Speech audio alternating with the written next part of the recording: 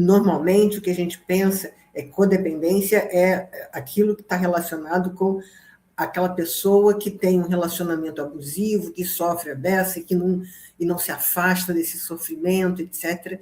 Então, normalmente, é a mulher do alcoólico que é violento, que apanha, enfim, a gente vê isso aí na mídia, né?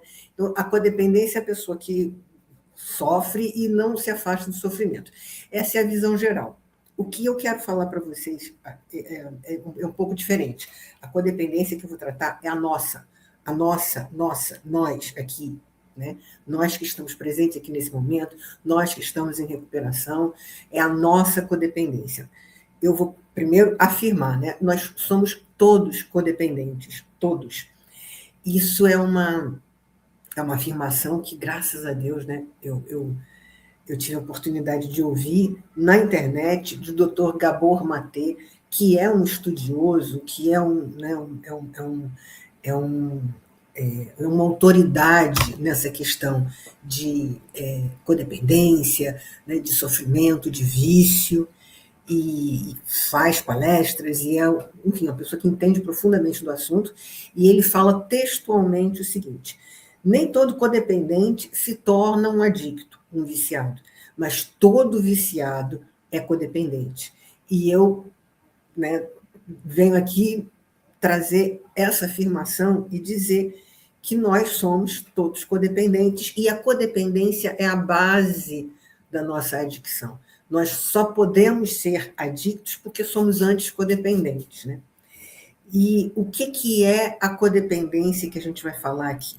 Eu até vou ler para não falar por engano alguma coisa. O que é a codependência? A codependência é o que essa autora que eu vou citar, a Pia Mellody, ela fala que codependência é a doença da imaturidade. Doença que ela classifica, não é ela, né? Mas a classificação de doença é alguma coisa que é reconhecível, que tem sintomas reconhecíveis, né? Que nem o nosso alcoolismo, são sintomas reconhecíveis. Você reconhece uma pessoa que está alcoolizada, você reconhece a doença do alcoolismo porque ela é repetida, todas as pessoas alcoólicas agem da mesma maneira, tem um padrão, e é uma coisa que é tratável, não é curável, é tratável. A doença da imaturidade, ela fala que é o seguinte: a doença da imaturidade, vou ler, tá, gente? A doença da imaturidade emocional, ela é caracterizada por falhas importantes no desenvolvimento psíquico. Então, vamos lá. O que é imaturidade? É diferente de infantilidade. Imaturidade é uma fruta que não está madura, ela ainda está verde, ela não se desenvolveu o suficiente para chegar à maturidade.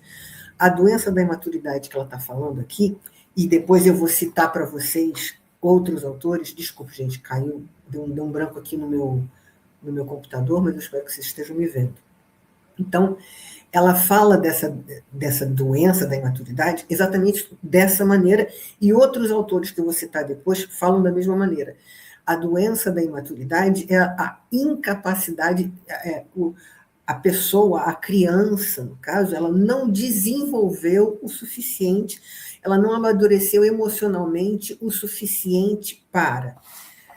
Não, ela tem a pessoa que tem maturidade emocional, né, a criança que não tem maturidade emocional, que não desenvolveu, ela tem dificuldade de experimentar níveis apropriados de autoestima, ou seja, dificuldade de amar a si mesmo, dificuldade de se proteger, dificuldade de saber quem é, de absorver a própria realidade emocional, ou seja, dificuldade de saber quem é, dificuldade de satisfazer as suas necessidades de forma madura, ou seja, dificuldade de cuidar de si mesmo, e dificuldade de expressar a sua realidade com moderação, ou seja, dificuldade de agir de acordo com a sua idade e circunstâncias.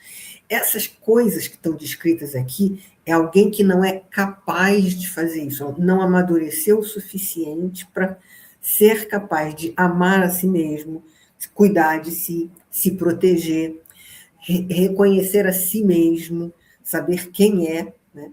A pessoa que não tem maturidade emocional, que não desenvolveu maturidade emocional, ela não, como eu, tá, gente? Vou explicar isso de uma forma mais simples, como eu, né?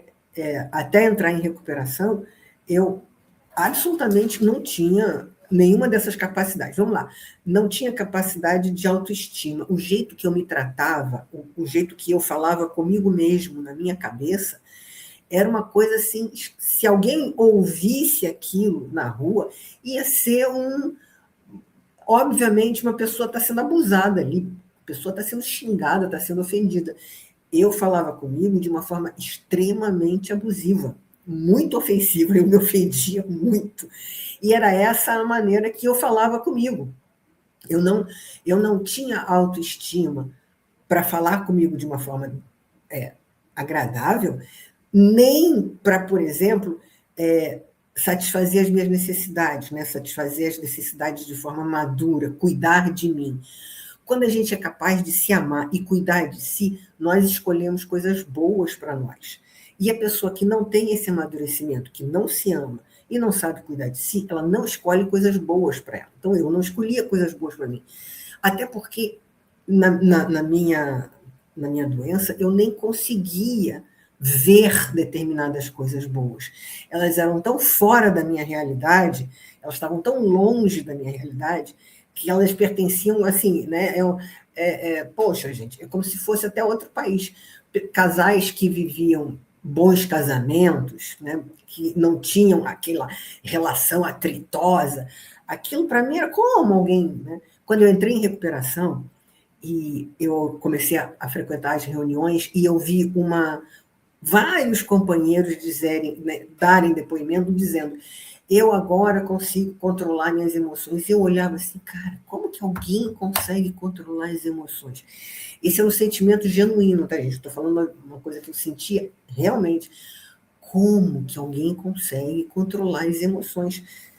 Né? E se você não está em recuperação, antigamente, eu acho que vocês conseguem reconhecer essa estranheza, porque a pessoa que é dominada pelas emoções, que não tem maturidade para dominar as suas emoções, ela acha assim, eu olhava para aquilo e pensava assim, gente, eu tô, né, é um burro diante de um palácio, porque eu não tinha a menor ideia de como é que podia fazer aquilo, eu não tinha a menor capacidade de fazer isso.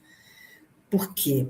Por causa da imaturidade emocional, que não, né, as minhas emoções, elas, em função da minha vivência, elas não se desenvolveram o suficiente para me dar sustento, para que eu soubesse quem eu sou, soubesse cuidar de mim, soubesse me defender, nem ultrapassasse as fronteiras dos outros, né? Nem fosse uma pessoa que abusiva, nem para me defender e não permitir que abusassem de mim. Tá? Então, assim, isso que eu acabei de ler são características de uma pessoa que não teve desenvolvimento emocional para isso, para cuidar de si, né? Para escolher coisas boas para si. Esse tipo de escolha não foi possível ser feita. Então, essa E aí, vamos lá, né? Por que isso aconteceu? Eu sou filho de alcoólico, eu tenho uma família... enfim, sou filho de uma família disfuncional, com violência doméstica, com... Gente, só um minutinho que eu estou recebendo uma mensagem aqui e eu não sei como resolver o problema que está sendo passado para mim. Então, realmente não sei. Não tenho condição de resolver, infelizmente. O que está acontecendo? Não sei. Mas, vamos lá, gente. Então,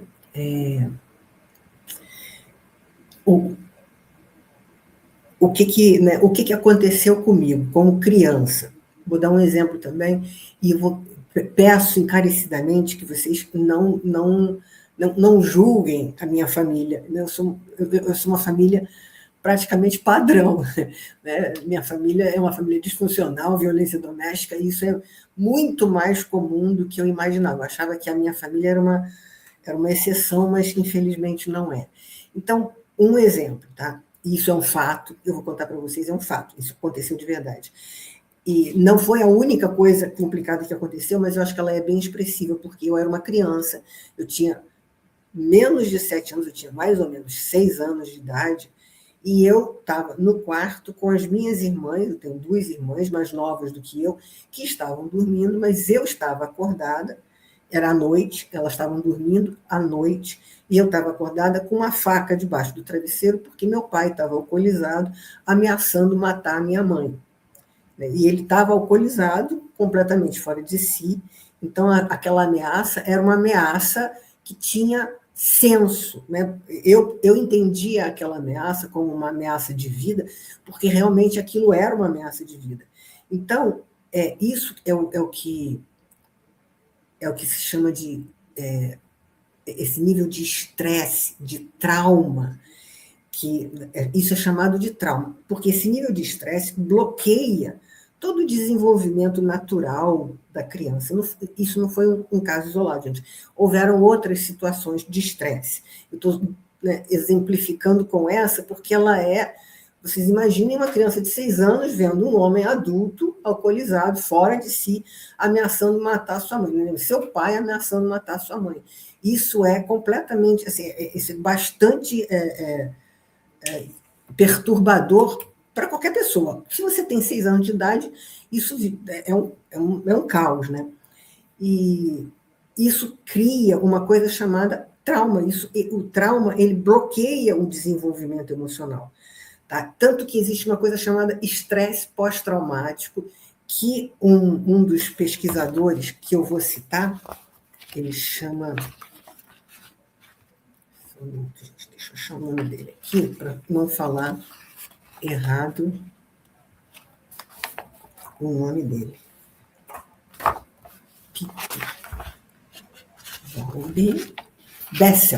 Bessel van der Kolk. Ele estudou, mapeou o estresse pós-traumático. Vou ler também, tá?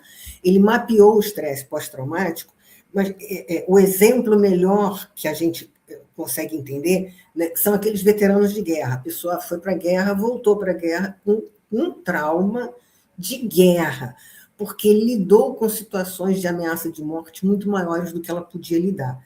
E aí foi isso que aconteceu. A pessoa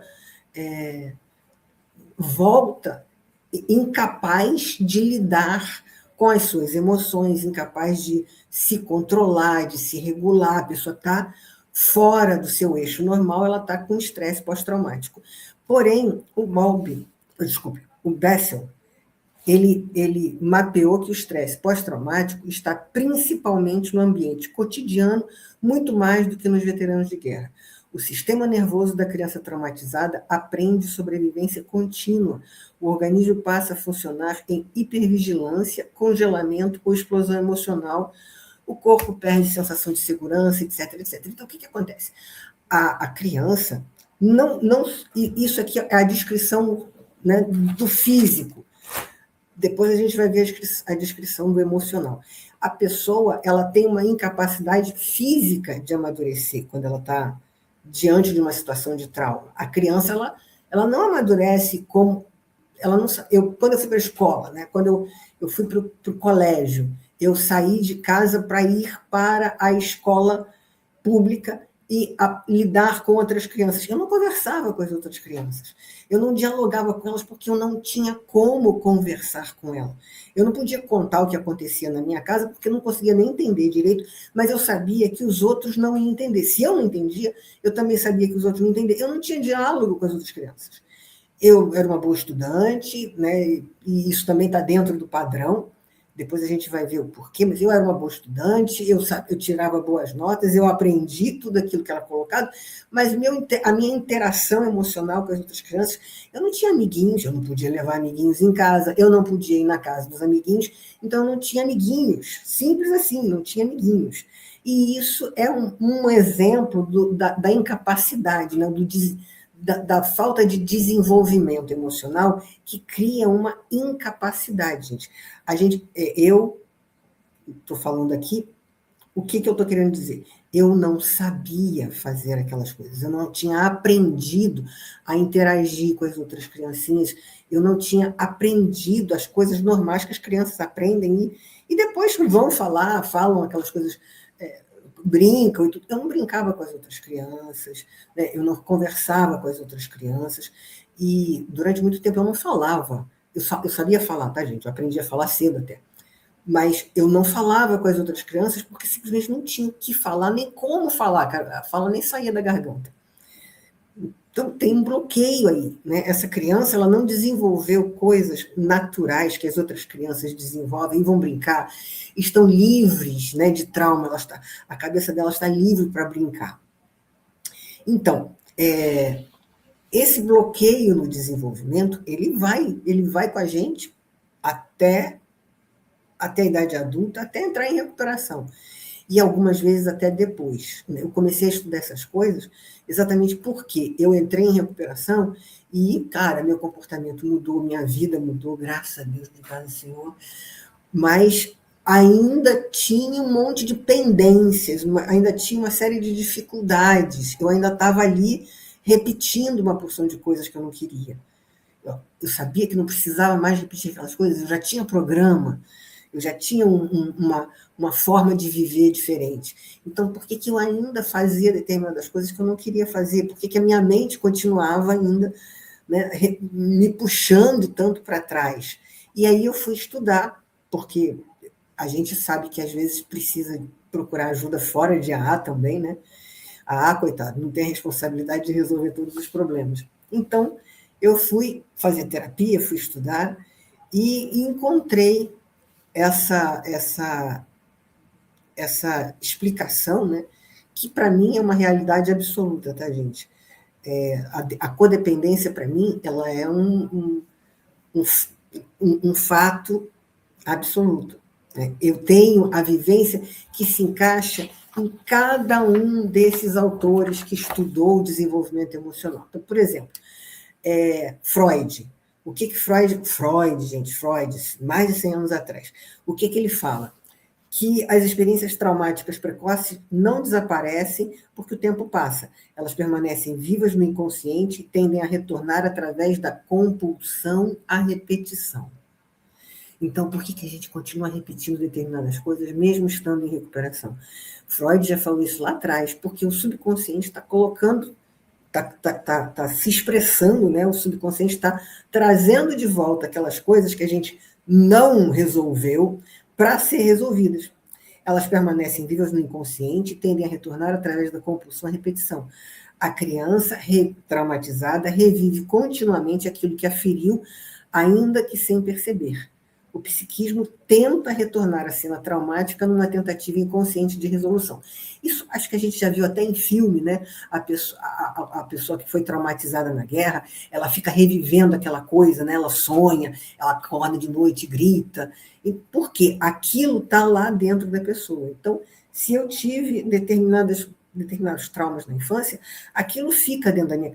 e não foi tratado, não foi elaborado, aquilo fica na minha cabeça dirigindo o meu inconsciente, dirigindo o meu comportamento e as minhas escolhas. Eu não sou dona do meu comportamento e das minhas escolhas, é o meu subconsciente que manda que eu repita aquilo até que eu possa entender, até que eu possa colocar aquilo fora de mim, olhar para aquilo e entender. Por isso que a gente vai à reunião e fica ouvindo as outras pessoas e se identifica com elas. A gente está vendo fora da gente aquilo que está lá dentro da gente e que a gente não consegue entender e nós não conseguimos resolver sozinhos. Por isso a gente vai e se identifica, aprende com os outros e vai aos poucos, né, vendo aquelas coisas todas e conseguindo organizar internamente. A gente coloca fora da gente aquilo que está dentro da gente, a gente recebe de volta como se fosse espelho. Então, Freud já falou que a gente tinha essa compulsão à repetição porque a gente viveu uma coisa que nosso psiquismo, nossa inteligência, nossa emoção não conseguiu elaborar. Então, o corpo fica lá, repetindo até que aquilo encontre um caminho de saída. Né? Uma outra coisa que eu já falei e está aqui explicado, né? Donald Winnicott, ele fala que a criança precisa de um ambiente seguro para se desenvolver adequadamente, ela precisa de segurança emocional, previsibilidade, continuidade, ela não pode viver num ambiente caótico, né, imprevisível, agressivo, e que se ela vive num ambiente assim, ameaçador, ela desenvolve uma coisa chamada falso self. Isso é uma teoria do Winnicott. Ela desenvolve um falso self. O falso self é aquilo que ela apresenta para fora, é diferente do que ela tem dentro dela. O que ela apresenta para fora, essa personalidade de adaptação que ela apresenta, né, é o que a criança aprende para sobreviver. Ela aprende a perceber o que o ambiente exige dela e faz, né? Então, ela pode parecer... Isso aqui são estudos de criança, tá, gente? Esses profissionais, eles estudaram centenas de pacientes, centenas de pessoas. Então, esse Winnicott, ele estudou centenas de crianças para chegar a essa conclusão, né?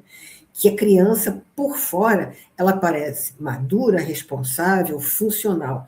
E internamente tem uma interrupção do desenvolvimento emocional e o verdadeiro self, ou seja, o verdadeiro eu da pessoa, fica oculto, enfraquecido ou até desconhecido da própria pessoa. Então, a pessoa não se conhece, não conhece a sua própria realidade, né? Que estava aqui numa das características da codependência, né? Você não se ama, você não se conhece, não sabe se cuidar, não sabe se proteger, não sabe se comportar. Então, está aqui. A pessoa, ela age para fora de acordo com o ambiente. Então, eu era uma criança muito quietinha em casa, eu não aprontava. Não era uma loucura. Se eu fosse aprontar alguma coisa, eu estava colocando a minha vida em risco. Então, eu era uma criança muito quietinha, eu ia para a escola e eu era uma criança muito estudiosa e quietinha, e produzia, né? Eu era produtiva, mas não sabia conversar com as pessoas, não sabia com as outras crianças, eu não sabia me portar. E isso, gente, isso foi até entrar em recuperação, tá? Até muito adulta, ainda tinha isso. Outro dia eu estava lembrando de um exemplo meu, com mais de 30 anos, que tem a ver com essas questões do corpo, né? O trauma como bloqueia o corpo. Eu, adulta já, mais de 30 anos trabalhando, eu fazia um tratamento de pilates para umas disfunções físicas que eu tenho. E a minha fisioterapeuta de pilates, uma vez, virou para mim e falou: você não respira. E eu olhei para ela, estranhando, né? Se a pessoa, você não respira, você morreu, né? Você está morta. Porém, é verdade, ela estava falando a verdade, eu não respirava. A minha respiração, né, era aquela respiração curtinha de pessoa que não respira, que não... O organismo nunca distensiona, né? A pessoa, para respirar profundamente, você tem que estar em calma para fazer essa respiração maior. A pessoa que não que está tensa dentro de si, ela não respira adequadamente, está tudo... Né? A pessoa que está em pânico, por exemplo, ela está assim o tempo todo. E era assim que eu era. E eu não sabia.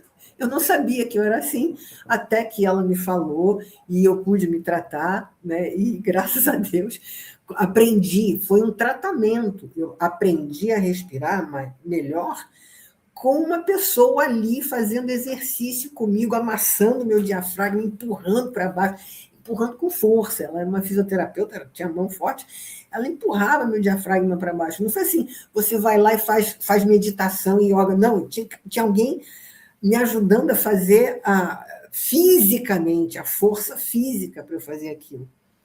Então, o corpo, ele modifica com isso.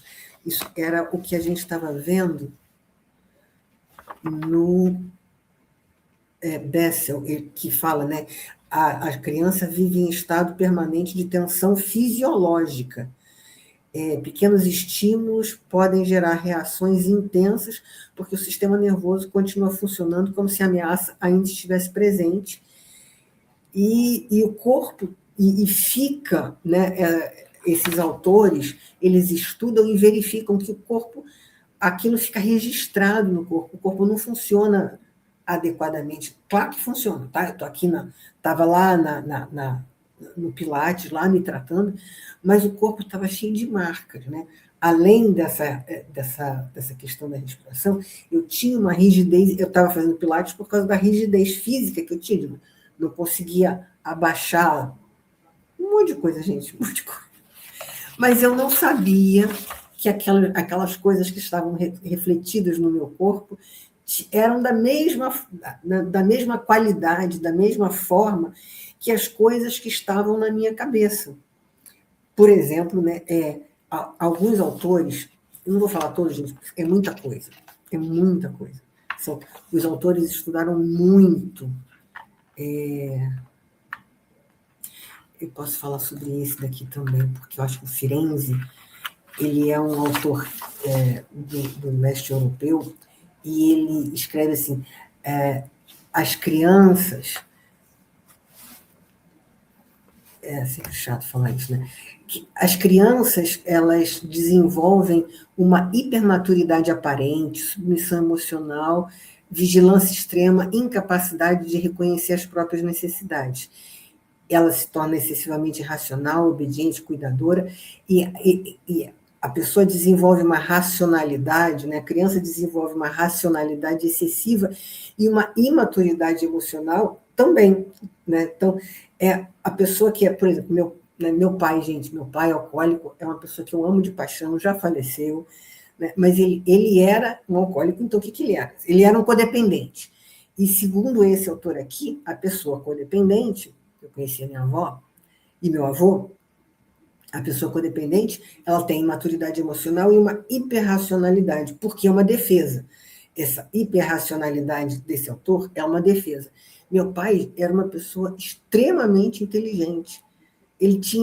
A profissão dele obrigava ele a fazer exames psicotécnicos periódicos, ele era piloto, comandante de aeronave, então ele tinha que fazer psicotécnico praticamente de 6 em 6 meses. Ele era um QI superior. Ele tinha um QI, né, eu não tenho certeza mais, mas eu achava que ele tinha um QI de 140 para lá, né, tipo gênio. E ele era uma pessoa extremamente inteligente, mas emocionalmente era um zero à esquerda, rapaz. Que nem eu. Né? Eu achava, juro, gente, eu achava que eu era a pessoa mais inteligente que eu conhecia. Eu lembrava das pessoas, eu não conhecia ninguém, tirando fora assim, algum gênio, eu não conhecia ninguém mais inteligente do que eu.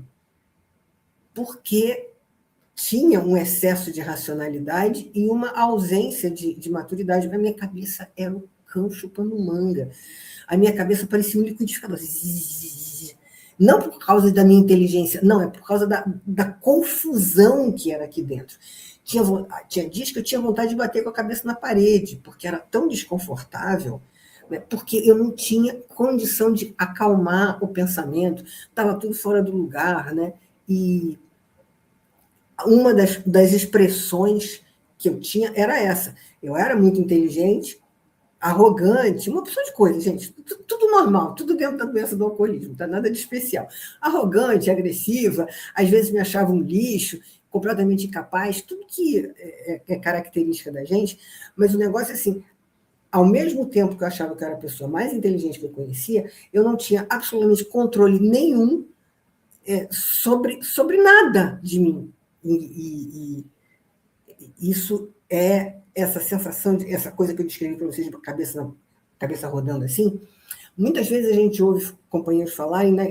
Agora eu tenho um diagnóstico de bipolaridade, eu tenho que tomar remédio, eu sou TDAH. Cara, eu não tive todos esses diagnósticos porque eu não fui ao médico para pegar esses diagnósticos. Eu tenho só um diagnóstico de ser borderline, que é uma característica de inconstância, né? Essa coisa do sobe e desce emocional. Também tem outras coisas, mas ela é uma pessoa que sai de parecido com a bipolaridade, né? Sai de um extremo, vai para o outro e não tem controle sobre as próprias emoções, ela reage excessivamente.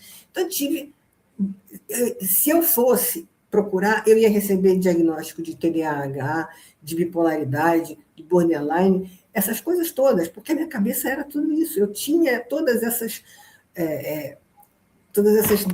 deficiências, né, de desenvolvimento, porque era tudo consequência de trauma, de dificuldade de crescimento, de incapacidade de crescimento emocional. O corpo e as emoções não tiveram tempo, não tiveram condições de se desenvolver. Então, depois que você se torna adolescente, você não tem controle sobre si mesmo, você também não tem controle sobre vício, sobre relacionamento, você não tem controle sobre nada na sua vida, né? Eu não tinha controle de coisa nenhuma. E uma incapacidade de relacionamento assim, absoluta, extrema. Não aprendi a me relacionar, então eu não sabia. Eu podia me relacionar dentro do padrão normal de relacionamento, mas relacionamentos mais próximos, relacionamento de trabalho, tem que falar com os colegas de trabalho, relacionamento de família, tem que falar com as pessoas da família, relacionamento de casal, né? Tem que falar com o parceiro. Essas coisas não era o tempo todo, porque a gente tem educação, a educação ensina algumas coisas. Né? Fora da educação, fora do comportamento educado, a realidade mesmo, né, a realidade emocional real era assim, completamente incapaz de me relacionar. Completamente. Se não fosse dentro das regras da educação, bom dia, boa tarde, boa noite, me relacionar com o colega de trabalho, nossa senhora, é parecido. Teve uma vez que eu briguei com 50 pessoas ao mesmo tempo, de uma vez só, dentro de uma sala. 50, pá! 50. É uma versão, acho que né, a gente se identifica com essas coisas, porque qual era a condição que eu tinha de me relacionar com aquelas pessoas? Nenhuma. Até hoje eu me arrependo profundamente, eu gostaria imensamente de poder né, fazer reparação para todas elas, mas não é possível. Já me distanciei de, de várias pessoas, algumas já faleceram, enfim, não é possível fazer reparação a todas elas, né? Então eu faço minhas reparações de uma outra maneira, né? Mas eu fiz isso, né? Então, incapacidade relacional. Por quê? Porque para a gente se relacionar, a gente tem que ter esse amadurecimento emocional que eu falei. Saber se amar para poder amar, se amar e amar o outro. Se você não se ama, você não vai amar o outro. Não adianta, não tem jeito. Saber respeitar as fronteiras, respeitar a si mesmo e respeitar o outro. Para você se respeitar, você tem que ter autoestima, autorrespeito. E aí você vai poder respeitar o outro e vai poder né, fazer aquela fronteira, não vai deixar o outro ultrapassar os limites, nem vai ultrapassar os limites do outro. Vai ter condição de saber quem é, o que eu gosto, o que eu não gosto, o que é bom para mim, o que não é bom para mim. Isso tudo é amadurecimento emocional que a gente vai desenvolvendo aqui na recuperação, mas que até a gente entrar em recuperação, eu não tinha nenhuma. Né? Eu fazia, enfim, eu fazia o que eu podia, gente, eu fazia o que dava. Né? Enfim, deixa eu ver quanto tempo ainda tem, tem bastante tempo. A gente. Juliana, eu nem perguntei para você quanto tempo eu tinha, mas eu ainda posso desenvolver ainda por quanto tempo? Juliana? Vocês vão me avisar quando eu estiver próximo da hora de fazer o encerramento? Espero que sim, né? Obrigada. Então, tá bom. Tá bom. Então,